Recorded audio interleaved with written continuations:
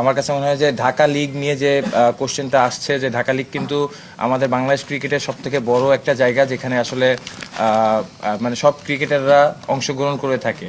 আমরা হয়তো বিপিএল খেলতেছি খুব কিছু সংখ্যক মানুষ, কিন্তু first division, second division, third division যারা আরো নিচে আছে তাদের অনেকের ফ্যামিলি চলে এই ক্রিকেটের উপরে, এবং এখান থেকে বড় প্লেয়ার চলে আসে। সো ঢাকা ক্লাব মানে ঢাকা লিগের ক্লাবগুলো ছাড়া আসলে বাংলাদেশ ক্রিকেট কিন্তু খুব ভালো একটা জায়গায় যাবে, এটা আমরা আশা করতে পারি না।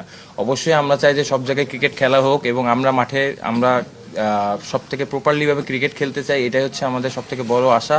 এবং টু বি অনেস্ট যদি বলি, আমার কাছে মনে হয় যে আজকে খেলার জন্য এখানে যারা আছে সবাই, বা আমরা যাদের আজকে হয়তো এখানে ছিলাম, সবাই আসলে খেলার জন্য খুবই উদ্গ্রীব, এবং ইভেনচুয়ালি এখনো আমরা চাই যে মাঠে খেলাটা যেভাবে হোক, মাঠে খেলা না হোক এটার এগেনস্টে আমরা না, আমরা মাঠে খেলতে চাই, এবং সুষ্ঠুভাবে যাতে ক্রিকেট খেলাটা হয় এটাই আমরা চাই।